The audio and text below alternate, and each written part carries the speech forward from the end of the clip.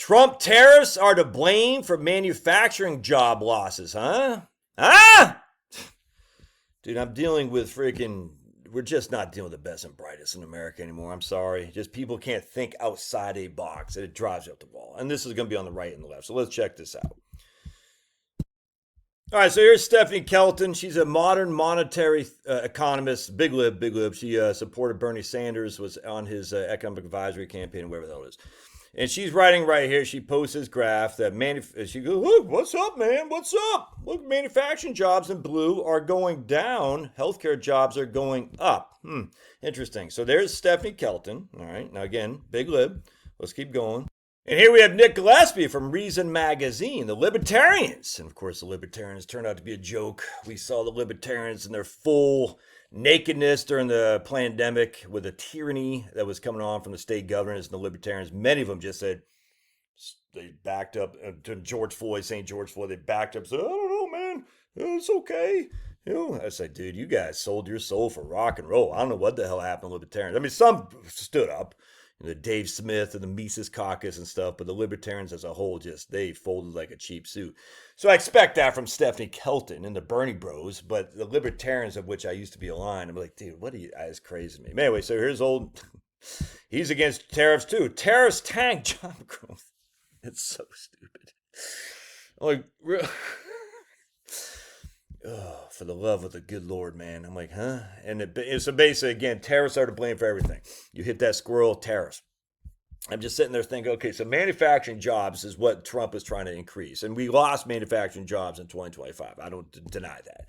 So then we say to ourselves, okay, did any other countries lose manufacturing jobs? I'm just curious. All right, let's just take a look here. Did any other countries, I'll show you what I came up with. And the answer, of course, they did. My man Don Graves just texted me.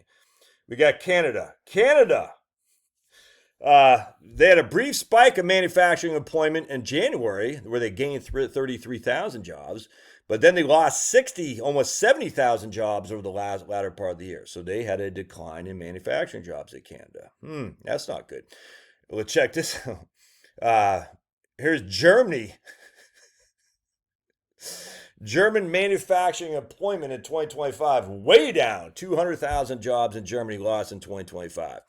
And that's on top of how many jobs they lost previous to that. Has Germany enacted massive tariffs or anything like that? No, they have not. Mexico lost manufacturing jobs. Claude initially told me they actually went up. And I said, Claude, because I already knew that they did not. They went down. I said, Claude, double check. He goes, oh, you're right. There are lost jobs in Mexico. Lost jobs in Germany. Lost jobs in Canada. Lost manufacturing jobs in China. So manufacturing jobs have gone south in all those countries. The only real places improved a little bit in India and then Vietnam. That's it. Trump's tariffs are actually causing manufacturing jobs in China to go away. Canada. You can make an argument there, I suppose. Mexico, Germany, the UK had a loss of manufacturing jobs as well. And you're going to say, well, Trump caused unemployment. Well, we had almost more than 500,000 jobs created in 2025. And if we're going to say Trump's tariffs caused jobs to be lost, as Nick Gillespie does here, this libertarian, all right? And I just simply said, so if we show how job growth improved when tariffs were enacted, we'll say tariffs caused that job growth, right? Because we have many instances of job growth improving when tariffs were enacted. 1897, 1922. On top of that, check this out. I'm going to show you something here. Here's the manufacturing numbers based on when Nixon went to China. Right here was at 74. And you can see we had all employees, thousands of people here, so I don't even know what that is. The 19,509,000 people was that 19 million or something like that. So remember, this is where we did free trade. Joops. And this is the tariffs right here. Right there, the tariffs. So, it just is so freaking stupid, man. I'm just like, I can't take it. So we're going to actually say that tariffs cause manufacturing decline, and yet we have free trade based under Carter that really kicked in, and it's just so dumb. It's so dumb. I don't understand because people just are ignorant of history, man. So they're just ignorant. They don't know. They see everything in a box. They got this defined thing. Look, I used to be a big. By the way, I don't want to work in a manufacturing plant.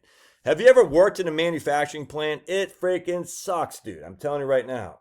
However, I had clients. When I was a broker in Harrisonburg, Virginia, I had clients who worked in the Merck manufacturing plant up in Elkton, Virginia. Elkton, Virginia is not known to be Cambridge, Massachusetts, if that makes sense. All right.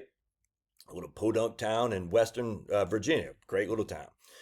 Anyway, and I had guys that worked there for 30, 40 years or so, probably 30 years, multimillionaires, just because they went to the plant every day. Pharmaceuticals, which pharmaceutical? I had one guy lost his ring finger in the plant, as a matter of fact. He was because he's doing on the machines, and his ring got cut in there, and it tore his whole finger off. Tom, my man Tom, Vietnam vet. Love that guy. And but I had many clients that worked in Merck plant and made bank. In fact, I just looked it up and I said, "Is that plant still around?" And sure enough, it is. I said, "Is that Merck plant in Elkton, Virginia around to Grok?" And it said, "Yeah, it's there and it's actually expanding. The expansion builds on existing operations, which already employs 1,000 people in Western Virginia. That's Rockingham County. Adding potentially 500 more full-time jobs plus thousands of construction roles." Hey, man, that's what I'm talking about. That's what I'm talking about, dude. I don't want to do it, but people do, and they make money, and some of these guys have millions of dollars. They've been putting money in their 401k, putting money in their 401k. I did the manufacturing plant in R.R. Donnelley in Harrisonburg, Virginia, and I said, "Is R.R. Donnelley?" I hated it, dude. You had these books come through. I can't remember how you had to bind them, but zoops, bind, zoops, zoops, bind, zoops. You did that 8 hours straight. It freaking sucked. I hated it. But I'd rather do that than freaking be on an unemployment line. That's for damn sure. But unfortunately, the R.R. Donnelley plant does not appear to have an active manufacturing in Harrisonburg, Virginia anymore. It's historically a major book manufacturing plant in Harrisonburg. However, it got spun off to separate companies. Atlas Holdings acquired it as parts of including, and it's under the name of Lakeside Book Company. All right. No Harrisonburg, Virginia plant. Yeah. The print industry, print industry is going down, but still, at the end of the day, that's a bunch of jobs that were lost from R.R. Donnelley. Because there's a bunch of people that work there for their real job, and they made money, saved money for their 401k, was able to buy a house. So while manufacturing isn't fun, it's absolutely a necessity for Americans, for many, many Americans. Unlike these Stephanie Keltons of the world and Nick Gillespie's, the highfalutin good time rock and roll plastic banana stuff. Dude, just the Economist is crazy to me. Anyway, so the idea that Trump's tariffs cause manufacturing losses, and how do you explain China, all these other countries? You just can't. It's the same thing. Trump's tariffs cause increase in coffee prices. And I'm like, okay, did it? Because Italy, Brazil, Colombia, they all had increase in coffee prices too. Is that because Trump's tariffs? It's idiotic, dude. Just think outside the box, man. Think outside the box. And, a couple of books, you want to start thinking outside the box. A Paradise of Debt is a good book to start with. By my man Richard Vague. Again, big lib. I'm sure he doesn't agree with me on my crazy right-wing positions, but there's another one right here. I just posted this on my YouTube channel, my Facebook. No, what the hell is this called? X.